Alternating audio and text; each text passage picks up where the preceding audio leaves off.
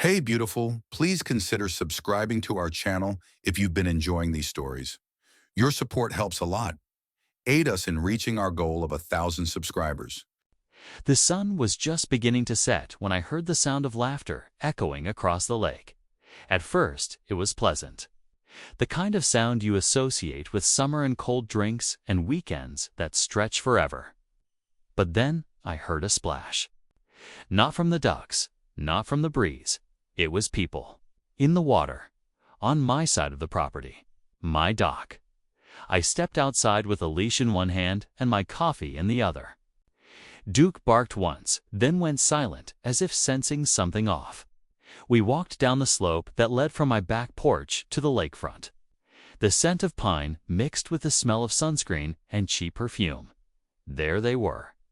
4 kids, 2 adults. Lounge chairs. Inflatable flamingo, cooler towels, and standing right in the middle of it all with her signature. Bright red lipstick and smug face was Karen Godin, HOA president, neighborhood tyrant, the self-appointed queen of community order.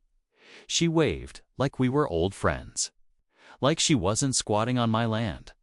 "Lovely evening, isn't it?" she said. "What are you doing on my dock?" I asked. She blinked, gave a little laugh. The kind people use to dismiss you without saying anything cruel. "Oh, this," she said, pointing around, "this is community access now. The board approved it last week.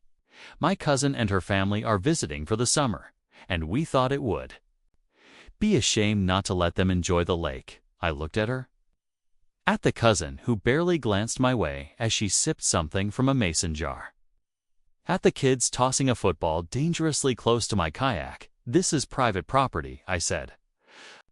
"Own this dock, this shore, all the way from that oak tree to the boathouse.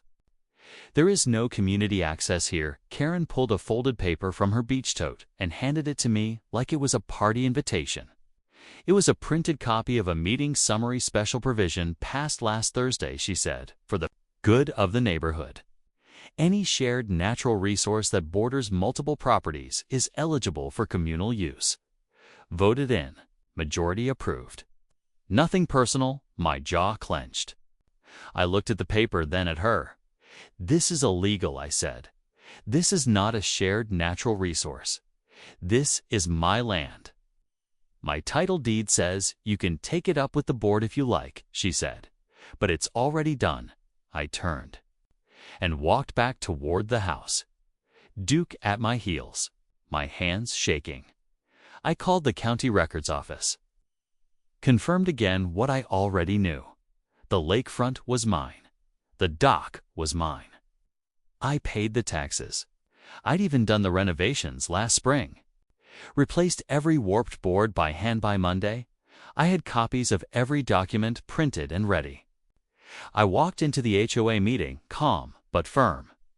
The room smelled of lemon air freshener and anxiety. Karen was already seated at the head of the table. She didn't look at me when I presented the documents. They glanced around like I'd just interrupted a brunch. One board member asked if I had considered the spirit of community. Another said that rules had to evolve with the neighborhood's needs. Mob held up the property line map, clear as daylight. My lot, my lake, no easement. No access granted. Karen finally spoke. "You bought into a community," she said, "not a kingdom. Don't act like a little shoreline makes you special." The board voted, and that's how democracy works. "That's not how property law works," I said. She smiled like a cat with feathers in its teeth. "If you want to get a lawyer involved," she said, "be my guest. But in the meantime, my cousin will be enjoying the lake." That week was chaos. Every morning I woke up to shouting and splashing and music playing from portable speakers. There was sunscreen smeared on the bench of my dock. Crumbs in the kayak. Candy wrappers under the swing. Duke started barking every time he heard footsteps. I stopped walking him near the lake. I stopped going to the lake. Allie tried talking to the cousin. She looked up from her magazine and said, "Karen said, it's fine. Take it up with her." I called a mediator. He suggested a sit-down. Karen declined. Said her schedule was full. Said there was nothing to discuss. Said she was doing what was best for the neighborhood. Put up a polite sign at the top of the slope. Private property. Please respect boundaries. It was gone the next morning, torn out of the ground, replaced with a laminated HOA notice. That said Community Lake Access Point. Board approved. That was the moment I knew this wouldn't stop. Not with words, not with meetings, not with reason. This was war. Karen had drawn a line in the sand. I just hadn't realized it was drawn in my own backyard. The worst part, the part that made my blood boil, was that everyone else just watched. Neighbors shrugged. Said it was unfortunate. Said Karen always had strong opinions. One even said, "You know how she is. I did know how she was. I just never thought she'd go this far, but if she wanted to fight over lines then, lines she would get drawn in concrete tore steel maybe. Something taller, something visible from her kitchen window, every single day, the kind of line that couldn't be ignored, the kind of line that said without words, this is mine and you have crossed it." The first thing I noticed the next morning was the sound of a hammer, rhythmic, confident, coming from the direction of the lake. I grabbed a hoodie and walked outside. Duke followed close behind. As I neared the slope, the sound grew louder. Then I saw it. A man with a power drill attaching a brand new sign to the post at the start of my dock. He didn't look at me. Just wiped his hands and walked off toward the street where a pickup truck idled. The sign read, Community Lake Access HOA approved in bold blue letters. Below it, a laminated sheet listing shared hours and usage rules. There were even time slots for paddleboard lessons and kayak storage. I tore it down and tossed it into the garbage. 30 minutes later, Karen texted me removing approved signage is a violation of board decorum. Please refrain. Let's work together for the benefit of everyone. I didn't respond. I ordered a professional surveyor instead. 3 days later, he arrived with tools and maps and a no-nonsense attitude. He walked the perimeter, marked lines, planted orange flags, took photographs. When he finished, he handed me a folder and said in a calm voice, "Your ownership is clear. That entire slope. The dock, 15 feet beyond the shoreline. No easement. No shared rights." I thanked him and made copies of everything. Sent one to the HOA, sent another to Karen's certified mail. Her response came the following morning in the form of a police cruiser. Officer stood on my porch, polite but clearly uncomfortable. He said they received a report that I had threatened Karen's cousin with a firearm. My stomach dropped. I knew exactly what this was. No weapons were involved. I said, I told them to leave. I didn't yell. I didn't touch anyone. He asked if I had any proof. I nodded, walked him inside, pulled up the footage from the backup camera mounted. Under the deck, Karen's cousin was visible on the dock. My voice was calm, firm, no gun, no threats. Just a property owner asking trespassers to leave. The officer watched the footage twice, then sighed and shook his head. People lie, he said, especially when they feel entitled to what isn't theirs. You're clear. But I'd keep a copy of that video, just in case. After he left, I sat in the kitchen staring at the silent footage. My dock, my words. My life being twisted into a threat. Later that day, a fine arrived from the HOA. $150 for aggressive behavior. $200 for unauthorized removal of signage. Karen had signed the notice herself in elegant blue ink, a smiley face next to her signature like a wink. The next morning, my mailbox was hanging open, bent backward like someone had ripped it up and changed their mind. Inside was a crumpled flyer for a lake party hosted by Karen's cousin. My name was crossed out in red marker that afternoon. My lawn was egged. 3 yolks hardened under the sun. Before I noticed, I filed a police report, told them I suspected Karen's nephew. The officer nodded slowly. We've had complaints about those kids. But nothing concrete. I installed another camera a week passed. Then another. Karen's cousin continued using the dock. Their kids left juice boxes under the bench. One broke a paddle and left it half floating in the reeds. When I brought it up to Karen, she waved it off. They're just children. Tried to be neighborly. Then one Saturday, I woke to the sound of voices. Deep, metallic thuds. I looked out the bedroom window and felt my stomach drop. Another dock was being built. Right next to mine, close enough to cast a shadow across my steps. The workers were hammering posts into the earth. One man was unloading planks from a trailer. Karen stood with her arms crossed, smiling like a general watching a victory unfold. I stormed outside. Walked straight toward her. What is this? I asked. She turned casually. An extension, she said. Community expansion. The board approved shared lake access, and we decided to formalize it. My cousin contributed to the materials. It's going to be beautiful. That's my land, I said, pointing. You are building half of this thing on my property, she shrugged. You claim it's yours. But we believe the old maps were ambiguous. The board voted to proceed anyway. It's already started. Be reasonable, I repeated. She smiled again. You should take a vacation. Let us handle things for a while. I didn't reply. I walked back up the slope and into my house. Closed the door. Sana da. Sat on the couch without taking off my shoes. My hands were shaking. Duke rested his head on my knee as if he knew something had changed that night. I didn't sleep. I sat in front of my laptop reading everything I could. Property laws, boundary disputes, zoning violations, legal precedents. I took notes, created folders, made a plan. I was done being reasonable. Done watching my home turn into someone else's playground. Karen thought she was untouchable. Thought her title gave her power. But power is paper thin when stacked against facts. The next morning, I made 2 phone calls. One to my lawyer, one to the county zoning department. Then I packed a small bag and drove 3 hours to the county recorder's office. Inside dusty drawers and pale archives, I found something beautiful, an old subdivision map. One that showed the lakefront lot before the HOA even existed, before the bylaws, before the board. A map with clean lines and clear boundaries. My property, all of it owned. Puted, but I found something else. To Corinne's house, an extension built 6 years ago, supposedly donated by the community. The addition had never been formally filed. No permits, no inspections. Just a glossy write-up in the HOA newsletter celebrating her vision for expansion.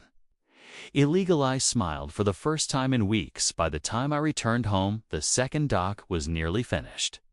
Karen stood on it proudly, waving to someone across the water. She didn't see me. Didn't know what was coming. I sat on my porch, sipping coffee, watching her laugh and smile. Quiet wouldn't last, but justice was patient. So was I. The day I sent the cease and desist letter was the same day Karen hosted a wine tasting on my dock. She wore a wide sun hat and floral dress and greeted guests like she was royalty.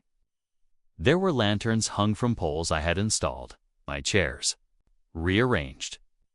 Even my fishing gear had been shoved behind the boathouse like trash. Duke barked through the window, but I didn't stop him. I let the noise rise. I wanted her to hear the tension building from inside the house. She pretended not to see. The envelope was delivered by courier, signed for by Karen herself.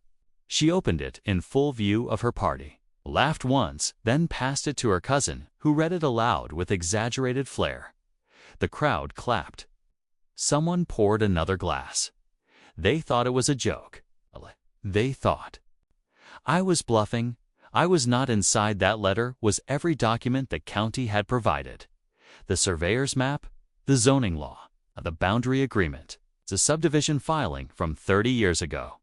And the final page contained a formal demand for immediate cessation of unauthorized use or encroachment on private property.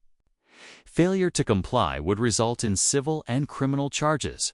Didn't stop the party, but the next morning she posted a notice on the HOA board website declaring a community meeting. Emergency status. All members required.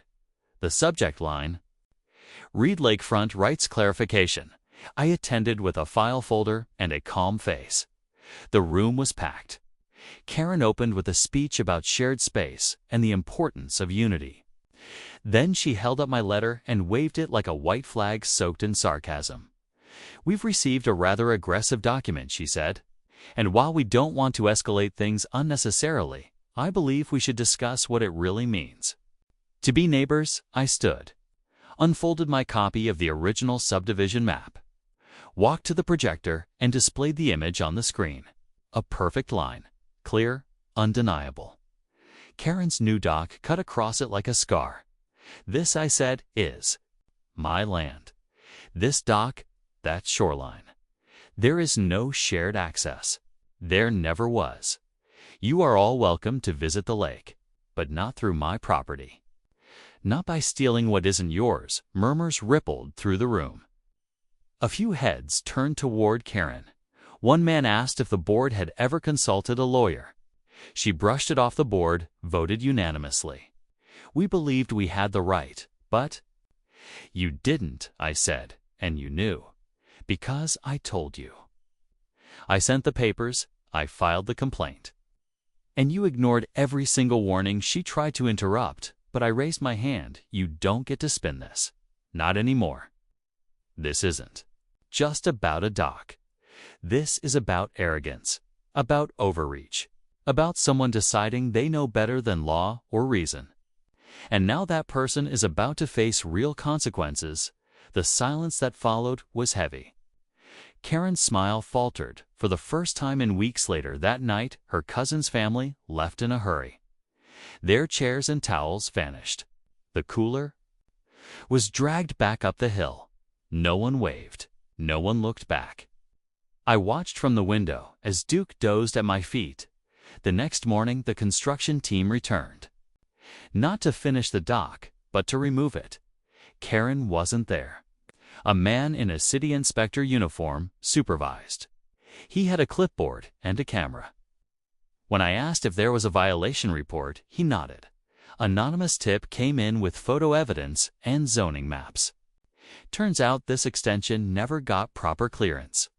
Whole thing's illegal. He didn't know I was the tip. By noon, the second dock was gone. Only broken posts and empty footprints remained. The water lapped quietly against the original shoreline. For the first time in months, the lake was still. I walked down to my dock, sat on the edge with Duke beside me. The breeze carried the scent of pine and a trace of ozone from an approaching storm. I closed my eyes, let the quiet wrap around me, but it wasn't over, not yet. The next phase required precision. I met with my lawyer the following week. We drafted the lawsuit carefully. Trespassing, vandalism, harassment, HOA overreach, violation of state property laws, defamation by false police report. The damages listed totaled more than a new car. Karen received the packet on a Tuesday morning. By sunset, her mailbox had been removed. A for sale sign appeared 2 days later. No goodbye, no apology.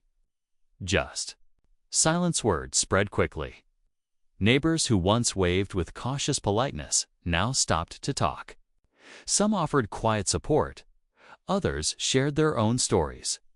Karen had fined one man for painting his shutters off pallet. Another woman had been warned for planting the wrong type of flower. Everyone had a tale, but no one had fought back until.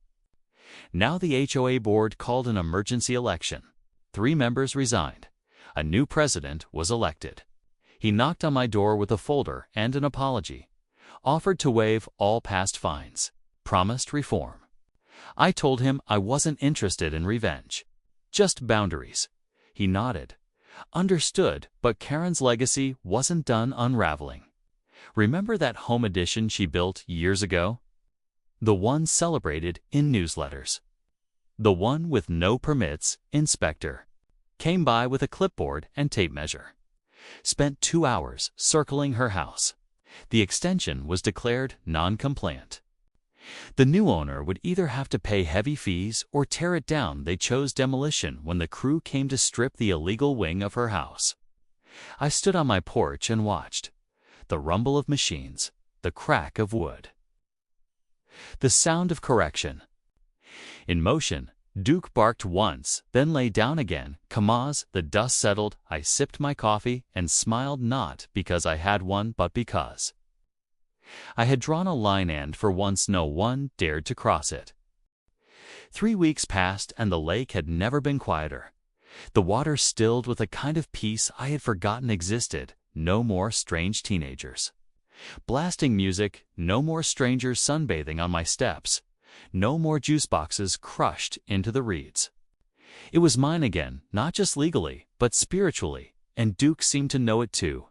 He wandered the yard with a certain pride, like we had earned back every inch of it. One morning, I received a letter, this time not from Karen or the HOA, but from the county courthouse. It was noticed that Karen had formally filed a counterclaim. She was suing me for harassment, emotional distress, and for creating what she called an unsafe environment.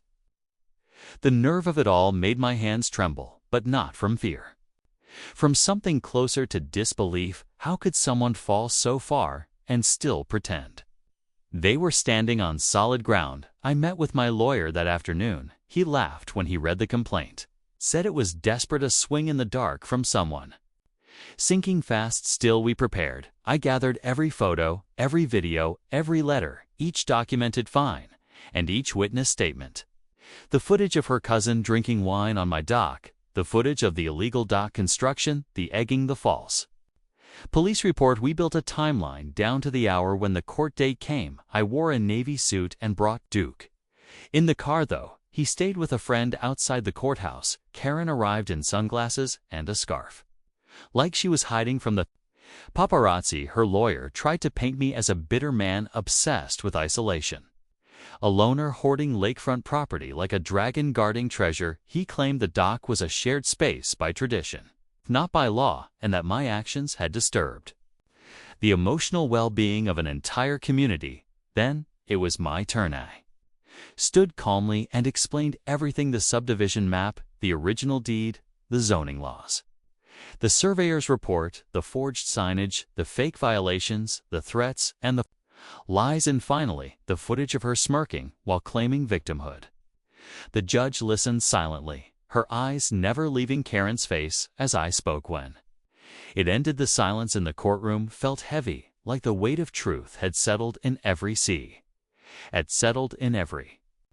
corner. Karen shifted in her seat, fidgeted with her scarf. The judge leaned forward and spoke clearly: property boundaries are law, not suggestion. You trespassed, you misused your authority, and you retaliated when confronted. Your counterclaim is denied. Damages will be awarded to the plaintiff. This court finds in favor of the property owner. Karen didn't speak. Her lawyer tried to protest, but the judge's gavel fell hard and final.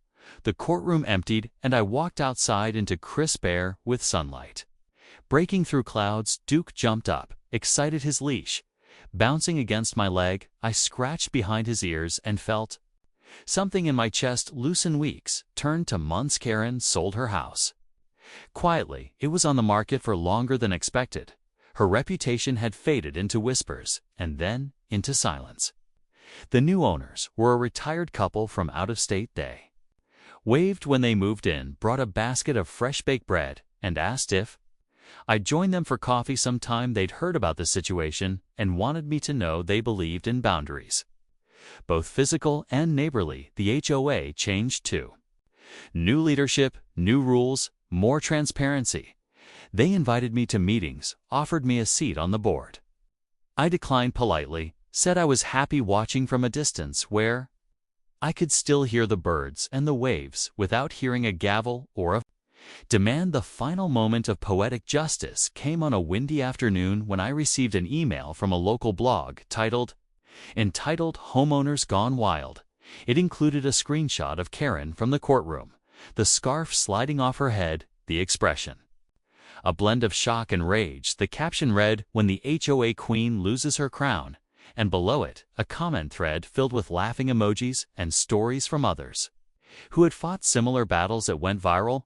My phone buzzed for hours, texts from people I hadn't heard from in years. Even my old college roommate sent a message, "Dude, you're internet famous." The Lake Avenger strikes again. I chuckled and closed the screen, set the phone down, and walked out to the dock. Duke at my side, the sun was low, casting gold across the water.